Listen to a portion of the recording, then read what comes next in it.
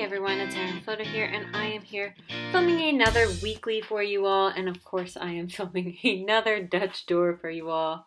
So basically what I've done is I've made a little bit of a shoe for the Dutch door, so it's in the shape of a shoe, and I'm going to draw a shoe on one side, and then on the other I decided to leave it blank. But basically what I did is I used my slice tool, which is just a little X-Acto blade, and cut along the impression of the shoe. I don't know why I didn't use scissors, I just didn't feel like it, I guess. I think I got a little bit more precision with the slice tool anyways. So what I decided to do was go with a horizontal because, I don't know, that's what I keep doing. Somehow in my brain the horizontal keeps making sense, so I'm going to keep doing it. So basically what I've done is I am outlining the shoe, and I use the scrap of paper from the other side of the paper that I cut the shoe from, so that I wouldn't mark on the onto the other side and mark on any of my weeklies.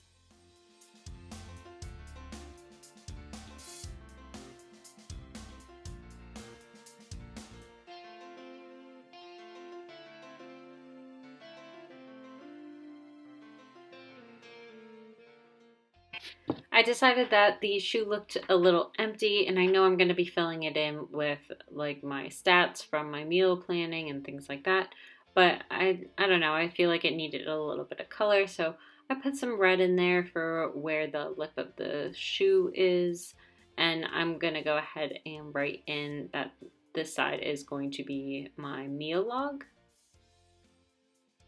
And then on the other side is going to be my fitness log. So this side I decided to make my meal log because, like last week, I'm only going to concentrate on my carbs, fat, protein, and total calories. I'm not going to write down all of the food that I eat. So I felt like this side was a little bit better to do that because there's less space because of the drawing. Now for these weekly sections, I decided to put in the number of the day for the, like, you know how racers have the numbers that they stick on the front of their jerseys. So I used that method to do the number of the day, and then up in the top section I will write later on what the actual day is, so Monday, Tuesday, Wednesday, Thursday, etc.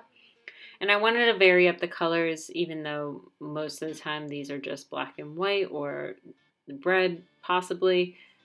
In my mind, they're red, so maybe that's a thing. I don't run a lot of marathons. I can't really run very well because of my knee. I don't really have a meniscus in my right knee, and I've had, I don't know, however many surgeries, 8 knee surgeries. So it's really hard for me to run. Even when I do cardio, it's like light cardio. I can really only do the elliptical. I can do swimming. I can do biking. Running, not so much. So each of the days is going to change color, and I really wish I didn't freehand some of this stuff because I really, like, that 8 is bigger than the 2, and that kind of bothers me. But I don't know, maybe it just gives it a funky little race feel. But each of these numbers is for each of the days, and then under those numbers I will write in the actual, like, events that are going on, and then I'll go in with my normal 3 different columns for the 3 different areas of my life. So the work, business, and then personal part of my life. When I'm on the road like I am this week, I don't really need too much when it comes to personal. I'll be back at home on Thursday, but other than that, I'm in the office. So I'll be on the road, and I don't really have a lot of personal stuff to do at that point. So I really wanted to make sure that I was keeping enough room for work and business especially, and then just a little bit of room for any extra stuff as well.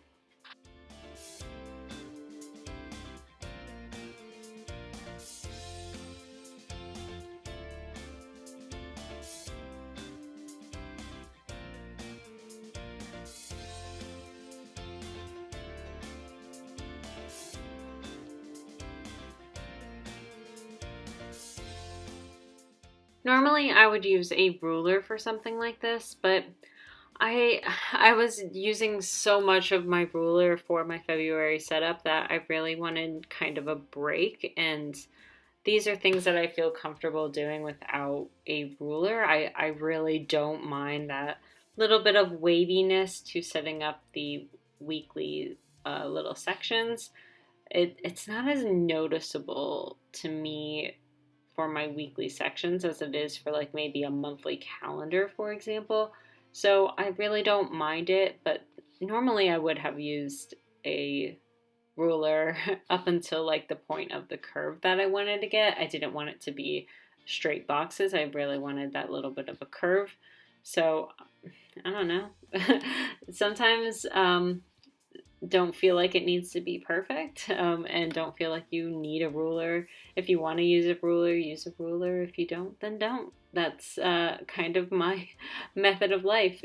Do what you want to do what makes you feel comfortable in your bullet journal, and don't worry about perfection. I know that is easier said than done, and I know that I get caught doing it as well.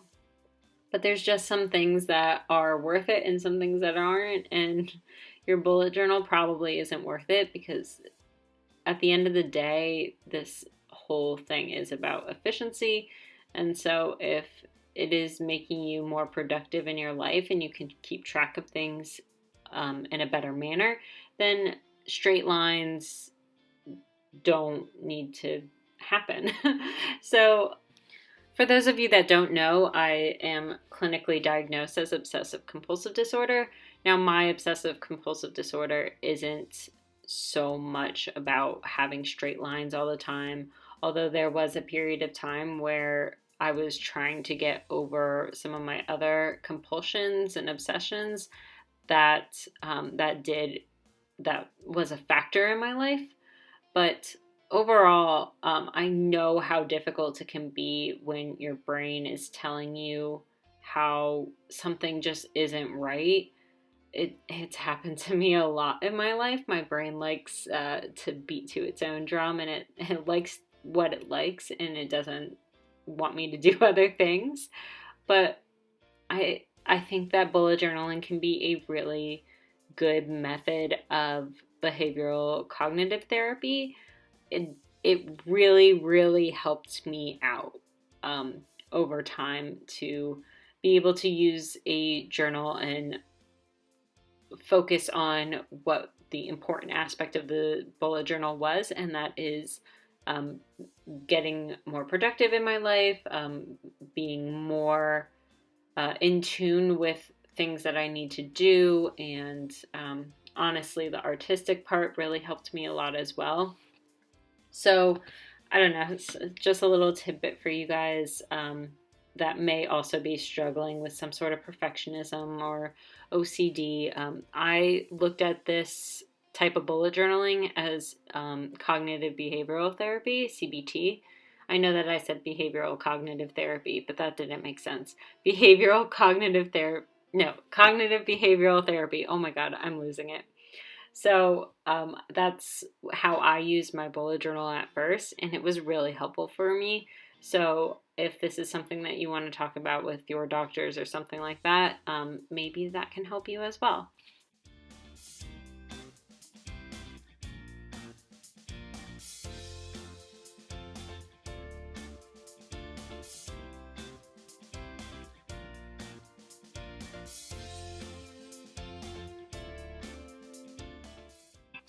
So, like I mentioned, I am using the CFPT, which stands for carbs, fat, protein, and total calories. So, basically, I am tracking my macros. So, for those of you that don't know, when you are on keto, you are essentially trying to do 20 grams or less of carbs in your diet. And so, you have to make up for it with a lot of fats and proteins. So, basically what I'm trying to do with my body is get my body to stop using glucose, so the sugars from carbs that gets produced when your body breaks down the carbs, and go into my fat stores when I am working out and things like that. So I am burning calories from my fat stores versus burning calories from the sugar that is developed. I'm not sure why my camera is shaking so much, and I am so sorry for that. I think maybe my cat hit it or something like that, because I had cats all around me while I was working on this setup, and I was like trying to fend them off while I was working on this setup as well. I think that is what I just did right there is move a cat. Yep, because there goes the camera again. I feel like a cat walked into this at some point, but I'm not sure. So this week I have to do a training for a bunch of people. I developed a workflow. So on one side of my work life, I do a lot of field inspections under the Clean Air Act and a few other statutes. And then on the other side of my life is a very technical piece of my life. I do a lot of workflows. I do a lot of data analysis. I try to make our tracking systems more efficient. I think that comes with the whole millennial vibe. I work a lot with Microsoft and Microsoft SharePoint, and I develop workflows and things like that. So this week, I may have an inspection on the 28th. I'm not sure, so that's why I'm leaving the event blank.